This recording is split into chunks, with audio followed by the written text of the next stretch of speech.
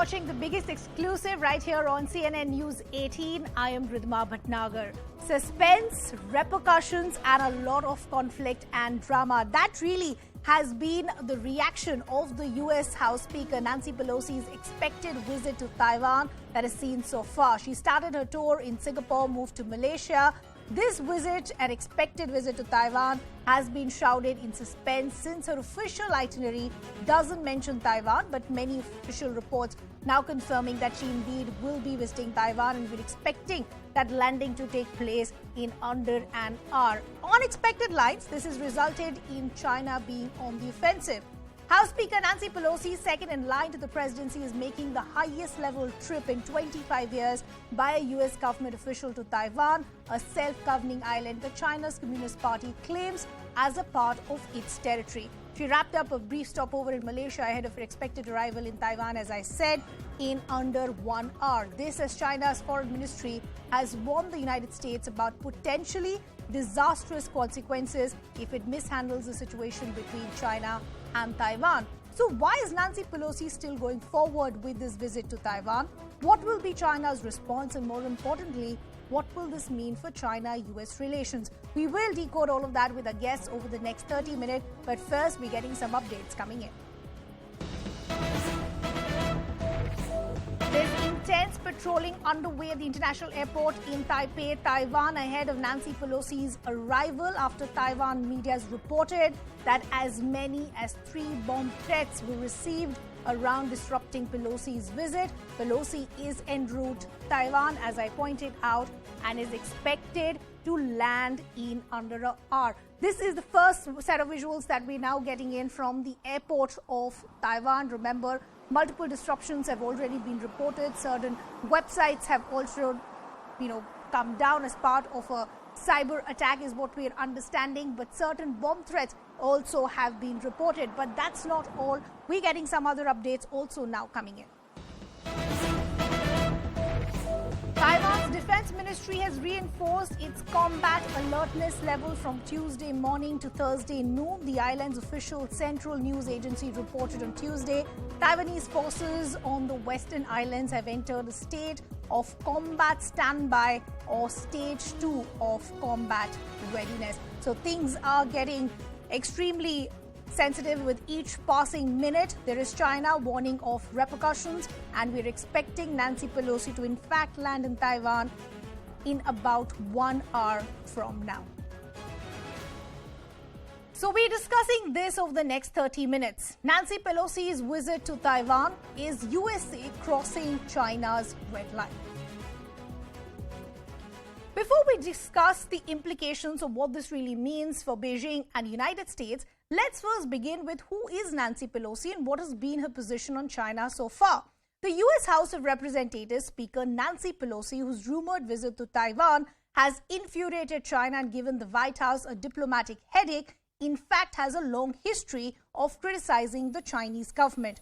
Most famously, in 1991, 2 years after large-scale protests in Beijing were crushed by the Chinese government, she visited the square and displayed a banner honoring the deceased demonstrators. She also previously opposed China's bid to host the Olympics Games as far as back as 1993 on the basis of its alleged human rights abuses. She was in fact one of those lawmakers that unsuccessfully urged then U.S. President George Bush to boycott China's Summer Olympics opening in 2008. Let's first listen into what Nancy Pelosi had to say about her expected visit to Taiwan.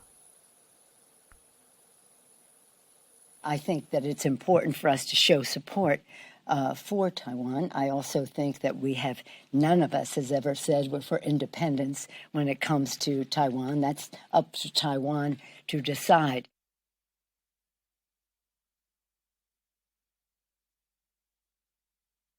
Let me also now introduce our guests who are joining us this evening. We have Andrew Frere, CEO of Ignorgus Advisory Economist, and Dr. Roger Liu, Associate Professor, Flame University. Good to have both of you on the broadcast with us. Andrew, let me begin with you first, as we wanted to divide the show into various aspects of why, one, it is crucial for Nancy Pelosi to go to Taiwan, two, what are the repercussions that we're hearing from China, and more importantly, three, how will this impact relationships between China and the United States? Let's first begin with why is it so crucial for Nancy Pelosi?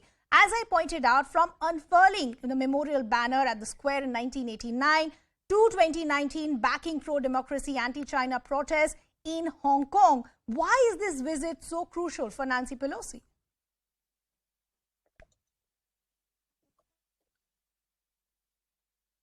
Could you unmute yourself, please? Andrew, could you unmute yourself, please? Okay, we'll just try and fix that audio with Andrew. But Dr. Lojalu, if I could take that same question to you, why is it the visit so crucial for Nancy Pelosi? Well, I think the visit of Nancy Pelosi to Taiwan is so crucial now is that, well, we have to consider the timing of the dynamics between US and China in the past few years.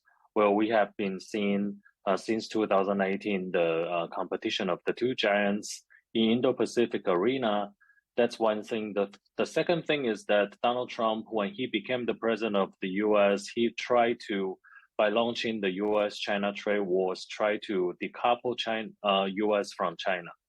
And then Taiwan becomes a hotspot, a very important target for the two countries. And for the past few years, the US has been passing a lot of legislature, the laws supporting the relationship between Taiwan and the US.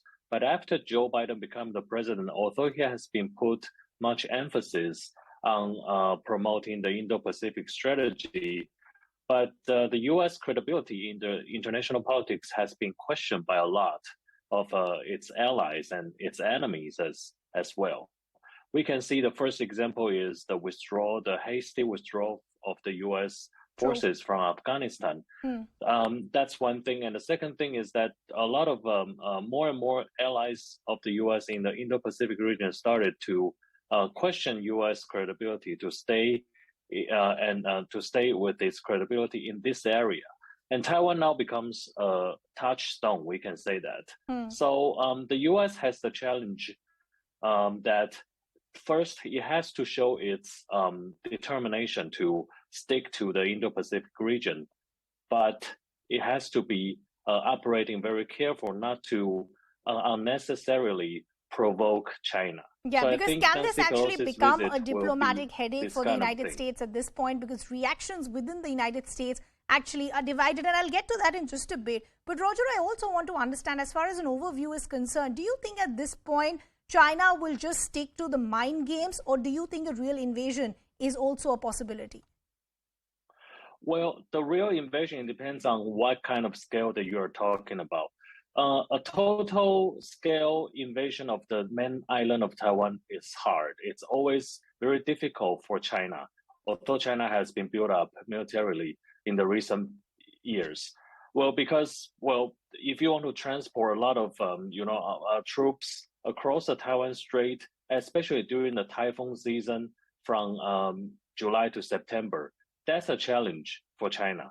And secondly, you have to consider that, Xi Jinping is facing its power transition. The crucial period will be taking place in the 20th CCP, Chinese Communist Party's Congress in November, October. Okay. So before that, he has to do something. He has to have some achievements politically, domestically, and diplomatically. But he has to do that without, overthrowing everything. So now it's a time for he to be prudent. So for Xi Jinping, the best scenario is to create some kind of tension that he can reap from the benefit from it, but without ruin everything. So to take on Taiwan will be the best thing. So he is now, I think, creating some kind of controllable situation for himself to escalate the military level and the tension between China and the US. That's an interesting point that you're making, and I'll get to that in just a bit. That will we actually see China escalating, or will it just restrict itself to the optics and the mind games as of now, considering the fact we've seen something very similar as far as a miscalculation by Russia when it invaded Ukraine. But as I said, China at this point is rattled, is warning the United States of dire consequences. Let's listen in.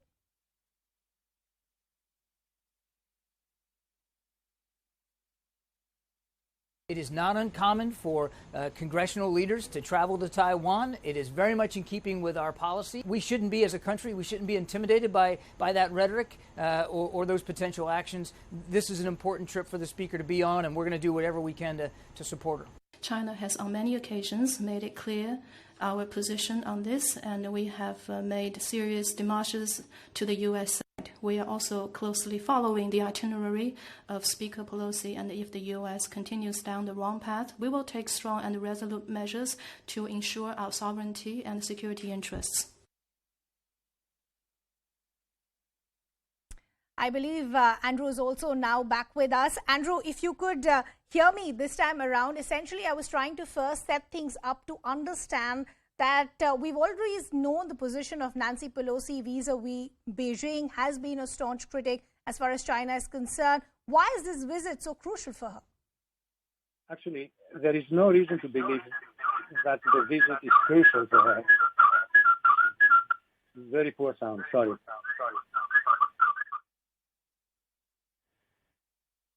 Okay, we'll just try and fix that audio with Andrew. But Roger, if I could take the other set of aspects that I want to understand from you. As I said, right now we're seeing a lot of parallel developments. There are warnings that are coming from China. We're seeing some sort of display that we are seeing of warships on one hand. But as of now, many experts feeling that this is just mind games. This is flexing of muscles or show of strength as far as Beijing is concerned. As we were discussing earlier, is there a real possibility that things could go beyond this? Well, I think there will be some military events taking place. It's likely that China will try to test the defense capacity and capabilities and, the collaboration between U.S. and Taiwan by the following things. First, it's likely that they will be aiming the offshore islands, which is closer to China than Taiwan, and launch some kind of mini-scale military intervention or even invasion by sending their military troops over these kind of islands and stay there for several hours and withdraw. And by doing that, actually, they can test the determination of the U.S. And Taiwan to see whether they are really serious of defending these islands. Because the U.S. will then be in a difficult situation because U.S. want to defend Taiwan. But if some other smaller islands of under the Taiwanese control got attacked, or even not attacked, but it's touched upon by the Chinese forces, well, the U.S. will be facing a hard choice whether to how to respond to that. So that's the first thing. Second thing is that the Chinese will be using the business wars. For now, well, it just happened like 1 hour before. China has made an announcement that they will start to ban the importation of 3,000 Taiwanese goods.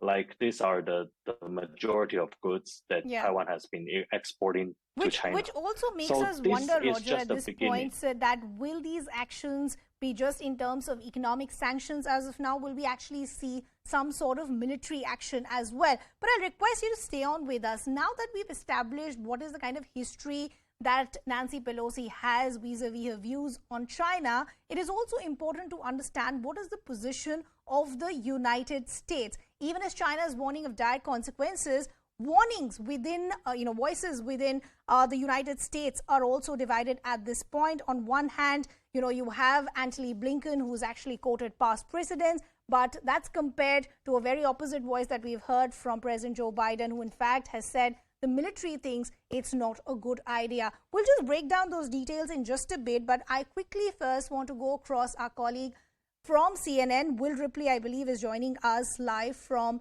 Taiwan. Will, we appreciate you taking our time and joining us here. Under an hour is what we are understanding for Nancy Pelosi to arrive in Taiwan. What are the details that you're picking up? What is that expected time of arrival? So this is an interesting little, bet that we all have, a running bet. What time is she going to land? Which plane is she on? It could happen within the next hour or the next hour and a half or 2 hours. But we basically have to just look at flight tracker, flights that left Malaysia, and try to estimate when they're going to, land, and hope that that's the plane that Nancy Pelosi's on, and have a camera at the airport to see if it is indeed a military aircraft as expected.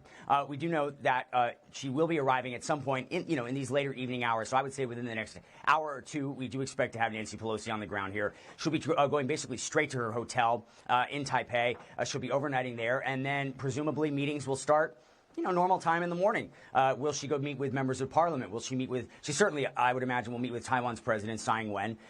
She will, depending on how long she's going to be on the ground here, she could have a working lunch with various officials. She could meet with local businesses. TSMC, the semiconductor manufacturer, they always like to talk to U.S. lawmakers when they come, because the chip industry here in Taiwan is its single most important industry, and not just for Taiwan, but for the whole world in terms of powering all of our devices. So we actually, we really don't know any of her official itinerary, because this trip, the trip that everybody's talking about, still not listed as an official stop. But we do know it's happening, and it gets all kicking off next hour or so, 2 hours. Absolutely. As I said when I started the show as well, there has been a lot of suspense and mystery around this expected visit. It's not part of the official itinerary as far as Nancy Pelosi is concerned. But what are the voices that you're picking up as far as Taiwan's reaction is concerned? We haven't seen an official confirmation from them either.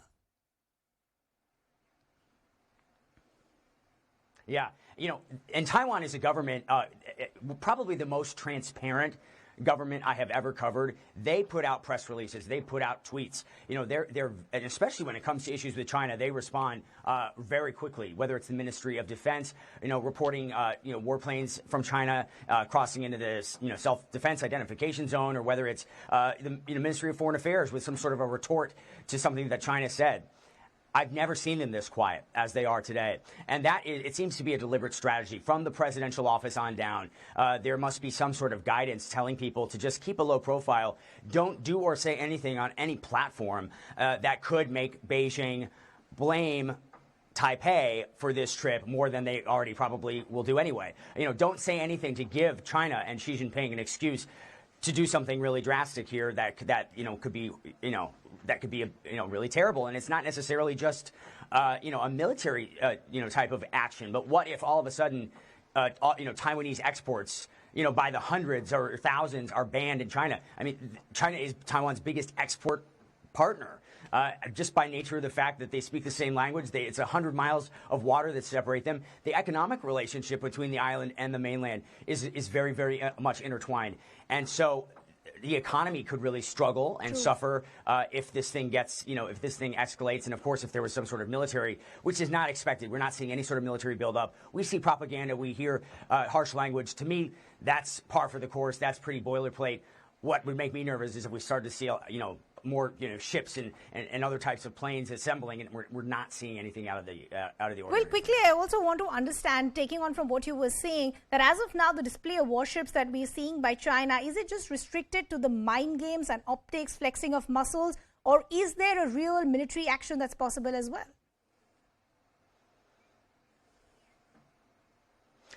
We have not seen any evidence of that. There's one other news agency that was reporting, some planes and perhaps ships came close to this median line, this dividing line in the Taiwan Strait. We haven't confirmed that. They were citing sources, anonymous sources, and we have, the defense ministry is just not answering any questions today. So it could be true, could not be, but Chinese planes crossing over the median line or ships is nothing new, because China never agreed to that median line, and they don't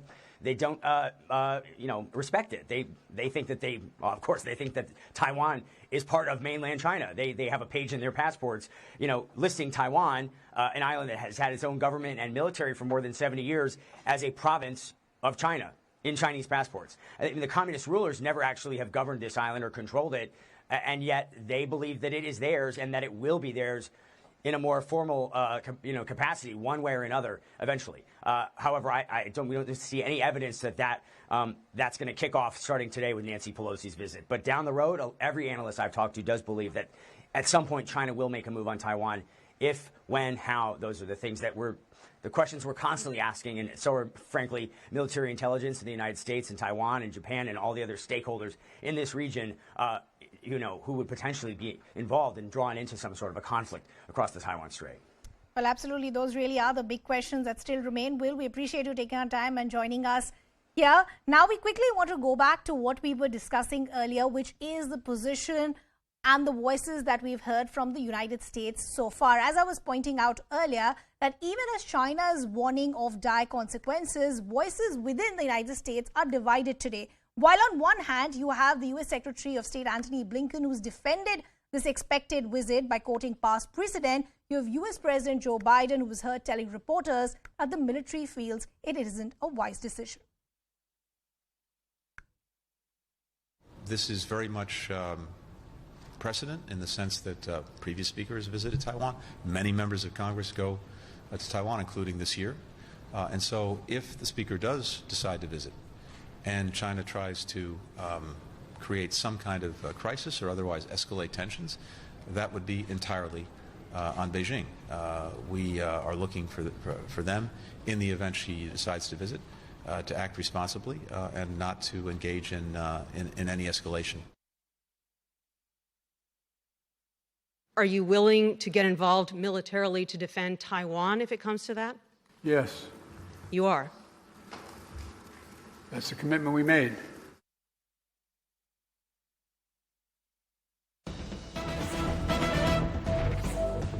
Now, the Chinese side once again is warning the American side that the PRC is on high alert. The Chinese army will by no means remain an indifferent observer and will definitely take decisive and effective countermeasures to protect sovereignty and territorial integrity. So once again, there is a warning that's coming in from the Chinese side.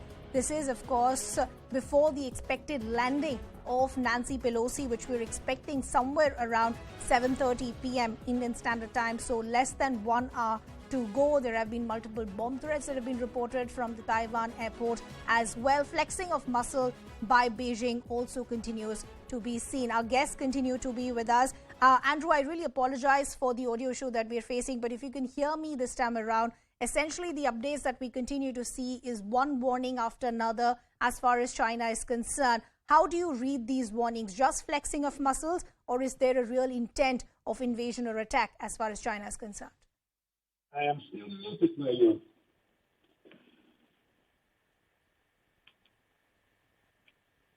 We can hear you, Andrew. Please go ahead. Can you hear me? We can hear you. Please go ahead. Okay, because I appear to be muted. Look, I think we have listened to these rather complex and perhaps sophisticated versions of what's happening. For me, it is incredibly simple. What you're observing is something that all major and minor countries do when there is a territorial dispute. Very frequently, they go into war. Very frequently, they go very near war. And most frequently, they play chicken games. Okay, India has done this with Pakistan. United States has done it with Iraq, with Iran, with Vietnam. Argentina did this with United Kingdom over the Malvinas. And of course, Russia played it for a while and then invaded Ukraine. So in this particular case, China clearly feels incredibly, particularly insulted on the potential recognition, in inverted commas, by the visit of an American important politician, and simply shows strength, shows muscle. Can they enter into military activities? Unlikely, okay, because there is too much at stake, and perhaps because they are too careful and a little bit too sophisticated when it comes into that, because after all, China, with the exception of the Korean War, has never been actively and individually involved in an active fight, unlike the United States that has been involved in scores of actual fights. I'm not passing judgment. I'm simply pointing out that all we are observing, and we're getting very excited about it, for no reason whatsoever, is countries with territorial disputes get very upset when that dispute is particularly challenged. Full stop. There's nothing else to discuss. Roger, taking on from what Andrew is pointing out, I want to understand another aspect as far as the position of the United States is concerned. Now, isn't the United States bound by the treaty to help Taiwan if, in unfortunate scenario, there is a war that breaks out between China and Taiwan? So what I essentially want to understand is, will China actually be ready to take that kind of a risk, considering the fact that, as I pointed out earlier in the show as well, we saw a bit of a misadventure and miscalculation even by Russia in the initial weeks of the war when it invaded Ukraine? Well, unfortunately, there is no, clear commitment that the U.S. has to fulfill towards Taiwan, because what is based upon is what is called the Taiwan Relations Act, signed in 1979. That actually is a product of the severance of the relationship between U.S. and Taiwan, and it's a reluctant, protection measure launched by the Congress rather than the U.S. government. So the U.S. has been adopting what is called a strategic ambiguity for the past few decades towards Taiwan.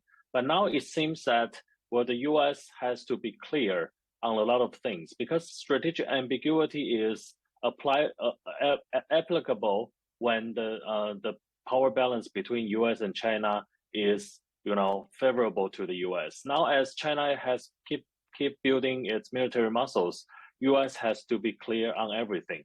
So I don't think the PLA or the CCP is trying to take over Taiwan for now, but they will be happy to have some kind of exercise, or to do more trainings for their future operations. So what you see now is actually more like a military exercise, that they are practicing all the possible ways to take Taiwan in someday for the future, where they are totally ready, when they are drawing clear to the strengths of the U.S. forces for now.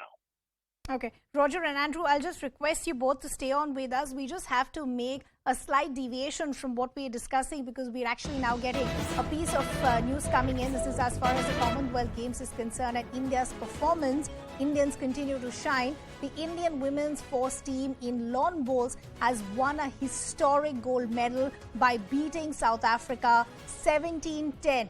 In the final is the update that we're getting in. My colleague Rishi is joining us with more details. Rishi, details, please. Yes, Ridhima, it's a historic medal, actually. First time ever we have won something in lawn bowls. And, it's one of those games a lot of Indians would not even know a lot about. And the women's team, they overcame all the odds, and winning this medal is a big thing. A sport that is not very well known in the country, and still going ahead and winning the medal in a game like CWG, it's a big achievement. And the team comprises of Lovely Chaube, Pinky, Nayamoni Saikia, and Rupa Rani Tirki. These four players are the ones who actually took India to the victory. We defeated South Africa by a very good margin. After a point of time, the victory was just there. We all realized that, from here, South Africa cannot bounce back. And yes, it's a big achievement. So give us a total medal tally now, Rishi, and give us also the breakup. I believe this becomes the fourth gold for India. Yes, exactly. So till now we must be having 9 medals and 4 gold medals, 3 silver medals, and 3 bronze medals. Yes, that's how we are placed: 9 medals, 3 gold, 3 silver, and 3 bronze. And Ridhima, we should also realize that there are a lot of medal matches actually coming up later in the day, towards the end of the day in India. So by the end of the day, once the day finishes, we might actually have something around 11 to 12 medals in our tally. So Rishi, quickly, who are the medal hopefuls that India can still look forward to? So table tennis is one of those sports where we can win a medal. We'll surely win a medal. Apart from that, there is badminton. The mixed event is there, where there also we are expecting a medal. And apart from that, I believe there's a hockey match also, where of course there's not a medal prospect, but definitely we'll move ahead in there also. Okay, Rishi, thanks a lot for getting us that lovely update. So 4th gold there for India as far as the Commonwealth Games are concerned. This, of course, is a story we'll keep tracking very closely. It's a wrap from my side. I'm tossing it over to my colleague Shivani for Plain Speak.